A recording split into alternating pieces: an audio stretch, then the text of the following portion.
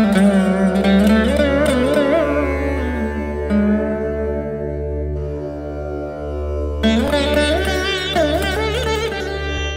టైంలో మీరు ఏం చేస్తారండి? ఇన్స్టాగ్రామ్ చూస్తానండి, యూట్యూబ్ షార్ట్స్ చూస్తాను. ఇది కాదు, విశ్వాసులుగా మనం అందరము కూడా we have to make a decision. మీకు స్మిత్ విగ్గల్స్వర్త్ గురించి తెలుసా అండి? తెలుసు కదా, చాలామందికి తెలియదు. ఆయన ఖాళీ టైం అనేది లేదు. ఉంటే దేవుని సేవలో ఉంటాడు, లేకపోతే ప్రార్థనలో ఉంటాడు. ఆ ప్రార్థనలో లేకపోతే బైబిల్. ఆయన చెప్పిన ఒక అద్భుతమైన మాట ఏంటిదంటే, ప్రతి 20 నిమిషాలు నేను బైబిల్ చదవకుండా ఉండలేను అంట. అంటే 20 నిమిషాల కంటే రోజంతా కూడా 20 నిమిషాలు దాటిందంటే ఆయన బైబిల్ చదవకుండా ఉండలేడంట. బైబిల్ ఎప్పుడు ఆయన చేతిలోనే, ఆయన పాకెట్లోనే ఉంటుందంట. ఎక్కడికి వెళ్ళినా ఏ సమయమైనా ఆయన బైబిల్ చదువుతూనే ఉంటాడు.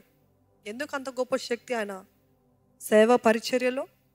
ఎందుకు దేవుడు అంతగా ఆయనని హెచ్చించాడు? ఆయన మాట సెలవిస్తే యేసుప్రభు అన్నాడండి, ఈ లోకంలో ఉన్నప్పుడు నేను చేసే ఆశ్చర్యకార్యాలు చూసి మీరు ఇంతగా ఆశ్చర్యపోతున్నారు కదా, మీరు ఇంతకంటే అద్భుత కార్యాలు చేస్తారని దేవుడు చెప్పాడా లేదా?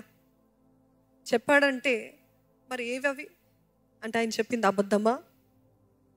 స్మిత్ విగ్గల్స్వర్త్ దేవుని ఎంతగా నమ్మాడు, దేవుని ఎంతగా వెంబడించాడు. ఎంత మొండి భక్తి అంటే ఆయనకి, ఆ మొండి భక్తికి వాడాడు. చదువురాని వ్యక్తి తన భార్యనే చదువు నేర్పించింది. చదువురాని వ్యక్తి ఈజ్ అన్ అన్ఎడ్యుకేటెడ్ మ్యాన్. అట్లాంటి వ్యక్తి ఆయన చెప్పింది ఒకటే మాట, you give me the best books of all this world, I will never read it because nothing is better than the word of God అని చెప్పాడు. ఆయన ఇంకే బుక్, ఏ క్రిస్టియన్ బుక్ కూడా చదివేవాడు కాదంట. బికాజ్ ఈ బిలీవ్డ్ ఈ లోకంలో ఏమైతే కావాల్సి ఉందో అదంతా వాక్యంలో ఉందని.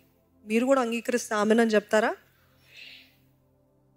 ఈ వాక్యం ఆయన చదువుతున్నప్పుడు ఆ వాక్యము శక్తిగా, ఆ వాక్యము శక్తి ఆయన ధ్యానించి నెమరు వేసుకుంటూ ఆ వాక్యాన్ని చదువుతున్నప్పుడు ఆయనకు గొప్ప శక్తిగా మారింది. ఆయన సేవలో మృతులైన వారిని సహితము లేపాడండి. హల్లెలూయా. దానికి ఆధారాలు ఉన్నాయి, దానికి ఎన్నో టెస్టిమనీస్ ఉన్నాయి. చచ్చిపోయిన వారిని ఆయన దగ్గర తీసుకొస్తే డెత్ బెడ్ పైన, ఆ డెత్ బెడ్ అట్లే తెస్తారు హాస్పిటల్ నుండి, ఆ పరిచర్యలో, ఆ మినిస్ట్రీలో తెస్తే వారిని సహితము దేవుని నామంలో లేపాడు. ఈరోజు యేసుప్రభు చెప్పిన మాట సత్యమే. నేను చేసే కార్యాలు కాదు, నాకంటే గొప్ప కార్యాలు, నాకంటే అద్భుతమైన కార్యాలు మీరు జరిగిస్తారని. అందుకనే ఈ జనరల్స్ గురించి, లేకపోతే మిషనరీస్ గురించి, ఈ గొప్ప గొప్ప భక్తులు వారి చరిత్రలు చదివినప్పుడు మనలో ఒక వైరాగ్యం కలుగుతుంది, మనలో ఒక రోషం పుడుతుంది, మనకి ఆ తపన ఉంటుంది.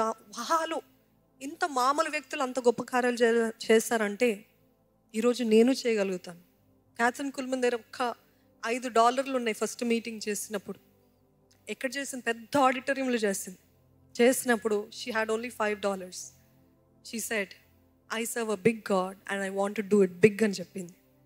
అందుకనే ఇంకో భక్తుడు అన్నాడు, దేవుని కోసం గొప్ప వాటిని తలపెట్టు, గొప్ప వాటిని చెయ్యి, సాధించు. Attempt great things for God, expect great things from God అని చెప్పాడండి డిఎల్ మూడీ అనే భక్తుడు. ఈరోజు మనం అందరం కూడా నిశ్చయించుకుందాం, ఈ సంవత్సరాలు వెళ్ళినట్టు ఇంకో సంవత్సరం వెళ్ళటానికి వీల్లేదు. ఆమెన్. వెళ్ళటానికి వీల్లేదు. ఇప్పటి వరకు కొద్ది భక్తేమో, కానీ వచ్చే సంవత్సరం నుండి అని అంటే ఈ డిసెంబర్ అంతా అయిపోయే వరకు వెయిట్ చేయమంటారా? No, start it ASAP. As God talks to you, as God convicts you, start it as soon as possible. దేవుడు అంటున్నాడు, నాతో సమయం గడుపు, నాతో సమయం గడుపు అన్నప్పుడు బైబిల్, ప్రార్థన, ఇవి కాకపోతే అక్కర్లేని ఎంటర్టైన్మెంట్ అంతా కూడా డిసైడ్ చేద్దాం. మిమ్మల్ని ప్రార్థన చేయకుండా ఆపేస్తున్న స్క్రీన్ టైం లేకపోతే యాప్స్ ఏమైనా ఉన్నాయి అనుకోండి, దయచేసి వాటిని డిలీట్ చేయండి.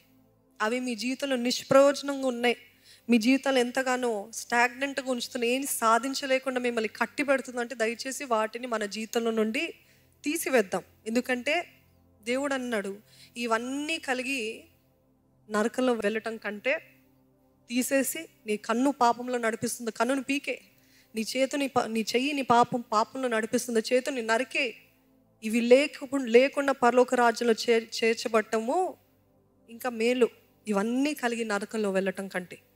ఈరోజు literally if you have to take it, అది చూసే కదా, ఇవి చేసే కదా మనం ఎంతో పాపము శోధన మన మన నేత్రాల ముందు, మన చేతుల్లో, మన తలంపుల్లో ఎల్లప్పుడూ అవే నెమరు వేస్తున్నాం కదా. Ask God, not ask God, God will give you the deliverance, but you also have to do your part.